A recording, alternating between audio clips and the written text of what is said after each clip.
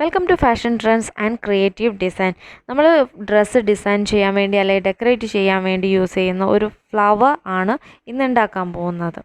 അപ്പോൾ അതിന് വേണ്ടിയിട്ടുള്ള ക്ലോത്ത് റെഡിയാണ്. ആ ക്ലോത്തിൽ നമ്മൾ ഒരു റൗണ്ട് അടയാളപ്പെടുത്തി അതിന് ശേഷമാണ് കട്ട് ചെയ്യുന്നത്. അപ്പോൾ റൗണ്ട് അടയാളപ്പെടുത്താൻ ഞാനിവിടെ ഉപയോഗിക്കുന്നത് ഒരു കുപ്പിയുടെ അടപ്പാണ്. നിങ്ങൾക്ക് അല്ലാതെയും റൗണ്ട് ഷേപ്പ് കട്ട് ചെയ്തെടുക്കാം പെർഫെക്റ്റ് ആയിട്ട്. അപ്പോൾ ഞാൻ ഈ അടപ്പ് വെച്ച് ഒരു പെന്ന് കൊണ്ട് ഈ ഒരു റൗണ്ട് നന്നായിട്ട് മാർക്ക് ചെയ്തെടുക്കുകയാണ്. അതിനുശേഷമാണ് അത് കട്ട് ചെയ്യുന്നത്.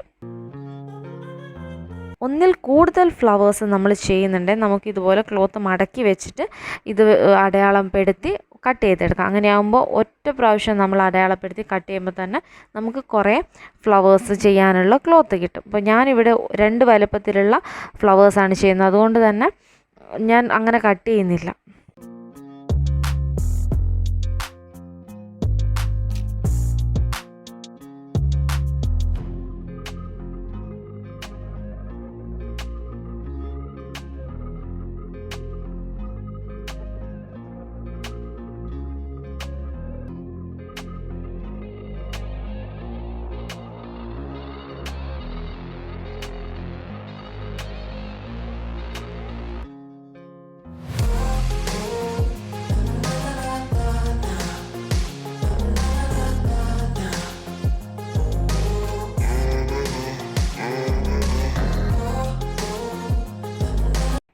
വരച്ച് വെച്ച ആ ഒരു ലൈനിലൂടെ തന്നെ കറക്റ്റായിട്ടാണ് ഞാൻ ഈ ഒരു റൗണ്ട് കട്ട് ചെയ്തെടുത്തിരിക്കുന്നത്. അപ്പോൾ അടുത്ത റൗണ്ടിന് വേണ്ടി ഞാൻ വീണ്ടും ഈ ഒരു ക്യാപ്പ് വെച്ച് റൗണ്ട് അടയാളപ്പെടുത്തുന്നുണ്ട്. അപ്പോൾ ഈ തവണ നമ്മൾ കട്ട് ചെയ്തെടുക്കുമ്പോൾ കുറച്ചൊരു വ്യത്യാസമുണ്ട്. കാരണം നമ്മൾ റൗണ്ടിലൂടെയല്ല, റൗണ്ടിൻ്റെ പുറത്തൂടെ കുറച്ചൊരു ഗ്യാപ്പ് വിട്ടിട്ടാണ് കട്ട് ചെയ്യുന്നത്. കാരണം ഞാൻ ആദ്യം കട്ട് ചെയ്തത് ചെറിയ ഫ്ലവറിന് വേണ്ടിയിട്ടും ഇപ്പോൾ കട്ട് ചെയ്യുന്നത് അതിനേക്കാൾ കുറച്ച് വലിയ ഫ്ലവറിന് വേണ്ടിയിട്ടുമാണ്. അപ്പോൾ ഞാൻ ആദ്യം പറഞ്ഞ പോലെ തന്നെ ഒരേ ഷേപ്പിലുള്ള ഫ്ലവേഴ്സാണ് ചെയ്യുന്നതെങ്കിൽ ആ റൗണ്ടിലൂടെ തന്നെ കട്ട് ചെയ്തെടുത്താൽ മതി, ഒരേ ഷേപ്പിൽ കിട്ടും. എനിക്ക് 2 വലുപ്പമായതുകൊണ്ട് മാത്രമാണ് ഞാനിങ്ങനെ കട്ട് ചെയ്തെടുക്കുന്നത്. കട്ട് ചെയ്തെടുത്ത ഈ ഒരു റൗണ്ടിൻ്റെ അറ്റത്തുകൂടെ നമ്മൾ സാധാ സൂചിയും നൂലും ഉപയോഗിച്ച് ഒരു റണ്ണിങ് സ്റ്റിച്ച് ഇട്ട് കൊടുക്കുകയാണ്. റണ്ണിങ് സ്റ്റിച്ച് എന്ന് പറഞ്ഞാൽ നമ്മൾ വളരെ ഗ്യാപ്പിട്ട് തുന്നുന്നതിനെയാണ് അങ്ങനെ പറയുന്നത്.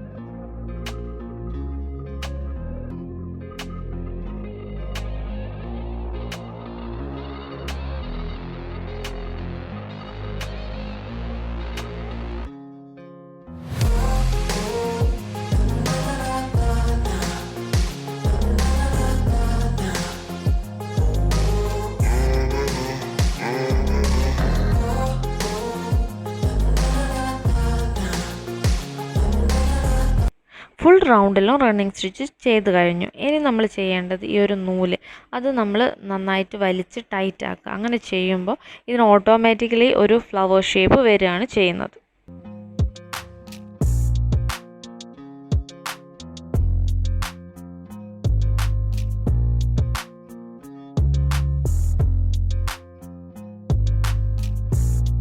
ഫ്ലവർ റെഡിയായി. ഇനി ഇതിൻ്റെ സെൻറ്ററിൽ ഒരു വലിയ ഷോ ബട്ടൺ വെച്ചാണ് ഈ ഒരു ഡിസൈൻ സാധാരണ ചെയ്യാറ്. അങ്ങനെ ചെയ്യുന്നത് എന്താണെന്ന് വെച്ചാൽ നമ്മൾ നൂല് വലിക്കുമ്പോൾ അറ്റത്തുള്ള ക്ലോത്താണ് ഇതിൻ്റെ സെൻറ്ററിൽ വന്ന് നിൽക്കുന്നത്. അപ്പോൾ ആ ഒരു ഭാഗം ഇങ്ങനെ പുറത്തോട്ട് നിൽക്കുന്നതും കാണാനുള്ള അഭംഗിയും മാത്രമല്ല, ആ നൂല് അഴിഞ്ഞു പോയിട്ട് നമ്മുടെ ഫ്ലവർ നാശമായി പോവുകയും ചെയ്യും. അതിന് വേണ്ടിയിട്ടാണ് ഒരു ഷോ ബട്ടൺ വെച്ച് അത് സേഫ് ചെയ്യുന്നത്. എന്നാൽ ഞാൻ അങ്ങനെയല്ല ചെയ്യുന്നത്. മറിച്ച് ഈ ഒരു ക്ലോത്ത് പുറത്തേട്ട് നിൽക്കുന്ന ഈ ഒരു ക്ലോത്ത് ഉള്ളിലോട്ടാക്കിയിട്ട് കൈകൊണ്ട് നന്നായിട്ട് ഉള്ളിലോട്ടാക്കി അത് കറക്റ്റായിട്ട് ഉള്ളിലേക്ക് അങ്ങ് പോകും. അതിനുശേഷം വീണ്ടും നൂല് പിടിച്ച് വലിച്ച് അത് ടൈറ്റ് ആക്കുക. അങ്ങനെ ചെയ്തതിന് ശേഷം സൂചിയും നൂലും ഉപയോഗിച്ച് നന്നായിട്ടത് സെക്യൂർ ചെയ്ത് വെക്കുക. ഈ ഫ്ലവറിൻ്റെ സെൻറ്ററിൽ നമുക്ക് എന്തെങ്കിലും ഒരു ഡിസൈൻ ചെയ്യണം. ഞാനിപ്പോൾ ഗോൾഡൻ ഷുഗർ ബീഡ്സ് വെച്ചാണ് ഇതിൻ്റെ സെൻറ്റർ ഡെക്കറേറ്റ് ചെയ്യാൻ പോകുന്നത്. എന്ന് വെച്ചാൽ കുറേ ഷുഗർ ബീഡ്സ് സ്റ്റിച്ച് ചെയ്യാം, സൂചിയും നൂലും യൂസ് ചെയ്ത് സ്റ്റിച്ച് ചെയ്ത് ഇതിൻ്റെ സെൻറ്ററിൽ വെക്കുകയാണ് ചെയ്യുന്നത്.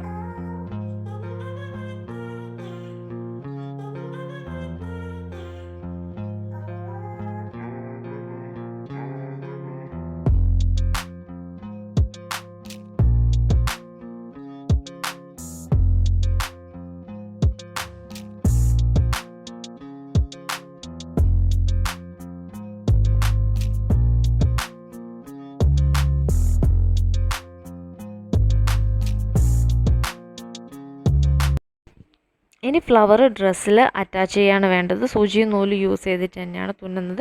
ഈ ഒരു ഡ്രസ്സിൽ സ്ലീവിൻ്റെ തൊട്ട് താഴെയായിട്ട്, അതായത് ഒരു പാവാടയും ബ്ലൗസാണ് അടിച്ചിരിക്കുന്നത്. ഈ ബ്ലൗസിൻ്റെ സ്ലീവ് ഒരു എലാസ്റ്റിക് സ്ലീവാണ്. അതിൻ്റെ തൊട്ട് താഴെയായിട്ടാണ് ഈ ഒരു ഫ്ലവർ, ചെറിയ ഫ്ലവറാണ് ആദ്യം വെച്ച് കൊടുക്കുന്നത്.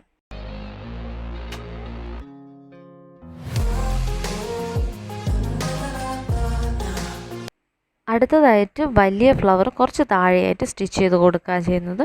സാധാ സൂചിയും നൂലും ഉപയോഗിച്ചിട്ട് ജസ്റ്റ് ഒന്നത് അവിടെ സ്റ്റിച്ച് ചെയ്ത് കൊടുക്കും.